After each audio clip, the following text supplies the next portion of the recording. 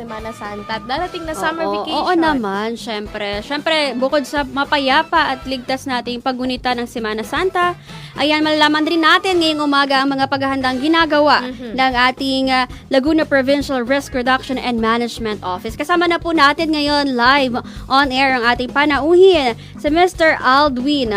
Ayan, magandang umaga po, Sir Aldwin. Morning, magandang umaga sa inyo at sa ating tagapanood at tagapakinig. Ayan, Sir Aldwin, para po umpisahan po ang ating talakayan ngayong umaga. Yun po, no? Ngayon pong nalalapit na ang Semana Santa at pagsimula ng ating summer season. Ano po ba ang mga paghahanda na inyong ginagawa para dito upang matiyak ang kaligtasan ng mga bibisita sa probinsya po ng Laguna? And once again, good morning po sa ating lahat. Napakagandang topic po talaga nito dahil kailangan handa tayo pare-pareho. No? Hindi lamang ang government, pati ang iba't ibang private sector, kailangan ay handa pagdating dito sa ating Semana Santa. No? Katatapos lang ng ating Anilag Festival 2024, naghanda rin tayo dyan. At isang sistema ang ginagamit natin. Tayo ay nag-activate ng incident management team using incident command system. Kaya sa tulong po rin ng iba't ibang sektor, ang iba't ibang member po ng Provincial DRM Council, of course, sa pangunguna po yan ng ating mahal na Governor Ramil L. Hernandez. May nakabantay tayo sa iba't ibang bayan. Kausap po natin ang mga DRM officers, ang samahan din po ng Dream O's, ang Laguna Association of DRM Officers ng Lalawigan ng Laguna. At nandyan po ang kasamahan natin from PNP, BFP, Kabalikat Civicom, kasama rin po natin Philippine Army, na kung saan po ay nakabantay po sa bawat lansangan. Strategically may location po tayo ng mga incident command post ng bawat bayan at meron din po tayong staging area sa bawat bayan. Yun po ang kauna-unahan, dapat may nakabantay at meron plano, may incident action plan po tayo na ginagawa na ating incident management team para maganda at maayos, effective and efficient po yung management natin. Kung sakali man na magkaroon ng mga insidente, tayo ay nakahanda. Ayan, Sir Aldwin, marami po ang ginagawang paghahanda ang inyo pong tanggapan. Syempre, meron din kayo mga ginagawang kakikipag-ugnayan sa iba't ibang mga security forces at syempre po sa bawat lokal na pamahalaan dito po sa ating lalawigan ng Laguna. Alam naman po natin na tunay po na pasyala ng mga turista ang ating lalawigan tuwing summer vacation at syempre Holy Week dahil nasa atin nga po ang resort capital ng Laguna at iba't iba pang mga lugar na matatagpuan dito po sa atin. Ano po ang mga paghahandang senaryo dito ng PDRRMO at ano po ang inyong mga hakbang na ginagawa para naman po dito? Yan, talaga yung paghahanda, kailangan natin. Una dapat yung nabanggit ko na incident action plan, doon po nakapaloob din yung ating mga mitigating measures.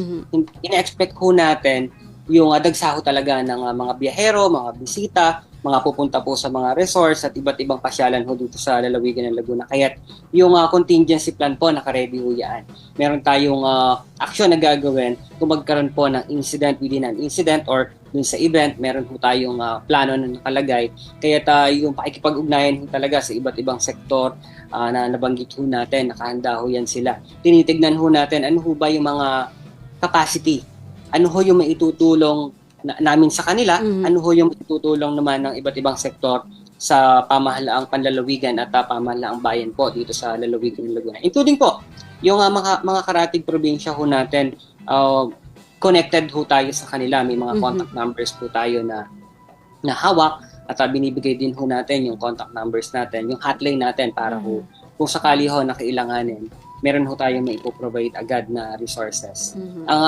Ang una yung human resources and the material resources, mga disaster response and rescue equipment natin, naka-ready dyan. At pinagmamalaki natin na ang lalawigan ng Laguna nagkakaisa. Nagtutulong pagdating dito sa emergency preparedness and response. Kailangan talaga natin yan. Hindi natin na dapat iisang tabi dahil safety first po talaga ang kailangan natin. Kaya masasabi talaga na ready at yun naman ang bilin talaga ng ating chairperson ng PDRMC Governor Ramil Hernandez na dapat handa. Dapat may action kayong magagawa kaagad dyan at kung ano yung resources natin dito sa probinsya may provide sa bawat bayan at sa nangangailangan. Opo, tama po dyan. Agree po kami dyan dahil sa naganap nga po ang Anilag Festival itong nakaraang linggo ay sinabi po ng Laguna Police Provincial Office na generally peaceful ang ating naging pagdiriwang. Walang mga malaking insidente na talagang na krimen, 'di ba? Walang mga ganong mga bagay nang nangyari sa Anilag Festival. With the help of course ng ating PDRMO. Yan. Yan Sir Aldwin, ano po ba yung mga koordinasyong inyong ginagawa sa mga LGU at mga security forces natin para sa paggunita naman natin sa Holy Week? Ayan, kaya nagpapasalamat din tayo sa mga kapulisan, sa mga personnel po ng Bureau of Fire Protection, sa Philippine Army dahil sila ho ang kausap din namin dito madalas. Yung report po na nakukuha ng aming opisina ng Provincial DRM Office ay binibigay ho namin yan sa Regional DRM Council naman po para kung sakali ho na kailangan ng tulong, makikita ho nila yung senaryo sa baba. Yun yung coordination natin. May coordination po tayo sa bawat bayan. Yung incident management team po nila na activated. Connected po dito sa incident management team ng probinsya. And meron din pong incident management team sa level naman po ng region. Kaya nakukuha po natin lahat ng nangyayari sa bawat area ho ng lalawigan. Kaya kung kailangan ho ng tulong, kailangan po ng suporta, alam na ho kaagad ng bawat isa. Kasi may reporting time ho tayo, umaga at hapon ho yan. And kung sakaling magkaroon po ng untoward incident, kailangan po may report natin yan at ma-actionan.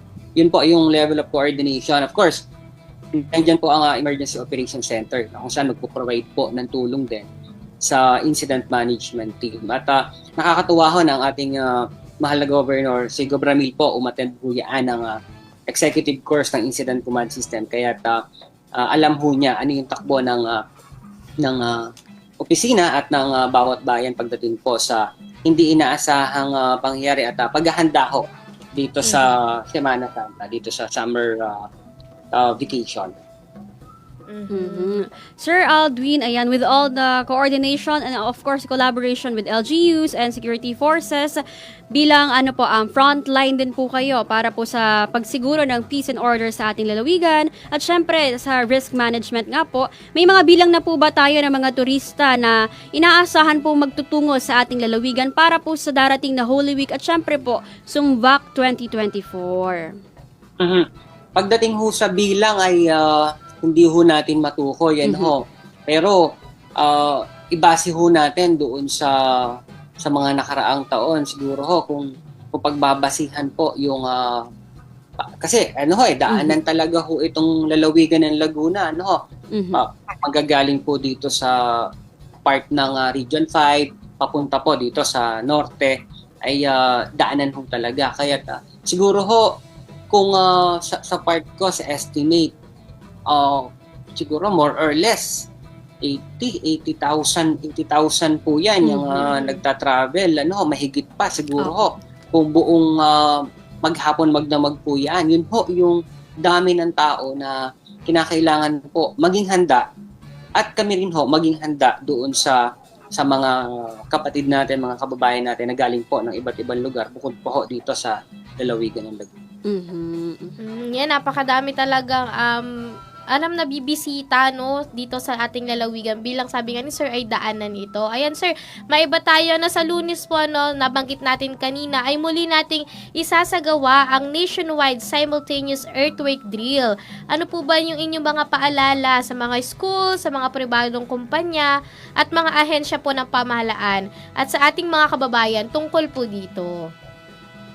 Ayan, ang paalala lang naman ho talaga natin ay maging handa, mag-ingat at maki-cooperate po, maki-isa doon po sa nationwide simultaneous earthquake drill. Katunayan ho ay ngayon po ongoing yung ating orientation pagdating po sa disaster risk reduction and management ng iba't ibang sektor. Meron po kaming firefighting training na ginaganap ngayon sa sports complex. Sa pagsanahan po, kanina galing ako, ginaganap po yung dam operations po ng CBK NPC at kasama ho natin ang Pag-asa doon. Kahapon po, kasama ko ang ating provincial administrator Attorney Dulce H. Rabanal para ho dito sa earthquake na pinag-uusapan. Ano ho, yung pinaghahandaan ho nating the big one, nagkaroon ho ng summit kahapon. Paalala ho natin na makiisa ho talaga yung simpleng drop or duck cover and hold. Dapat ho ay maisagawa ho yan kapag mayroong ground shaking. Para ho, kung mangyari man ho yung actual scenario na talaga nakakatakot naman ho, alam na ho natin yung gagawin natin. Hindi ho matataranta, wag ho tayong mataranta. Ano ho, kinakailangan ho, kalmado tayo, makapag mindset na ho talaga. Ano ba yung gagawin ko kapag nagkaroon ng ground shaking? Tatakbo ba ako? Magda-drop cover and hold? Pupunta ba ako sa isang safe na lugar? Kinakailangan po standard. Ano po? Una ho, pag nagkaroon ho ng ground shaking, drop cover and hold. Tigil ho muna tayo, then drop.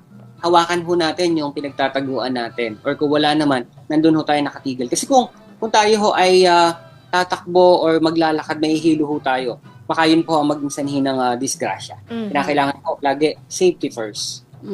Tama po kayo dyan. Ano po, maraming salamat po sa inyo pong tips na ibinigay sa ating mga kalalawigan ngayong umaga. Sir Aldwin, noong nakaraang taon ay muli pong nakuha ng Laguna ang Beyond Compliant Award sa Seal of Gawad Galasag. Gaano po kaimportante na matanggap ito ng inyo pong tanggapan at syempre ano po yung mga ginagawang hakbang ng PDRRM o para muli po itong makuha ngayong taon? Opo, yan yung Seal of Gawad Galasag, napaka-importante ho ano. At of course, sa pagtutulong-tulong ho natin diyan sa ang PIA sa miyembro ng RDRMC ano ho. At of course, nasa rin po yan nasa local chief executive talaga. Kahit sa amin po sa opisina namin, ano ho, tinitignan ho namin yung Gawad Galasag bilang guide. Ano ho, bonus na lang ho yung premyo talaga na maswerte ho naging Beyond Compliant ho ang lalawigan ng Laguna dahil sinusunod ho namin mula ho doon sa disaster prevention mitigation, disaster response, disaster prevention mitigation, disaster preparedness response, and rehabilitation recovery. Tinitignan po namin yon.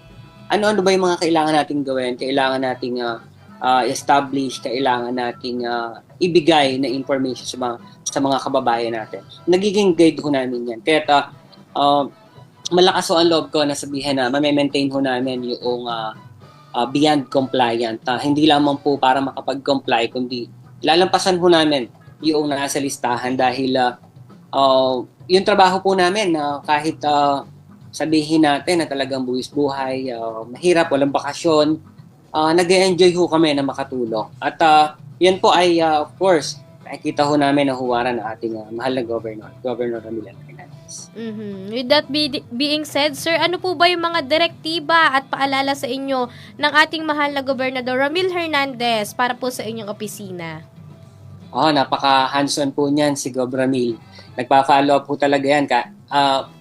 Kung matatandaan niyo ho, yung 2019 pandemic, ang COVID-19, lagi ho kaming magkausap niya natin, iba't ibang department heads, ang bilin ho ni Gov, handa. Labing handa ho tayo maging responsable. Kasi hindi ho kakayanin ng government talaga lang, ng sa government lang ang kilos, kinakailangan po handa. Pati ho yung mga kababayan natin hanggang sa household level, family members po kinakailangan handa tayo. At siguraduhin po na yung mga pangailangan, mga serbisyo po na kailangan ng mga kababayan natin, maipoprovide po natin. Kaya pinagmamalaki rin po natin na meron po tayong public service continuity plan na ikino-connect po natin ito doon sa business continuity plan ng bawat eco-zones, mga private sector para ho magkatulungan. Dahil kung marami hong kikilos, marami maghahanda, marami pong magbibigay ng ideas and opinions, ay mabilis ho yung magiging pag-unlad natin at yung safe, magiging safe ho yung pakiramdam ng mga bumibisita dito sa ating lalawigan.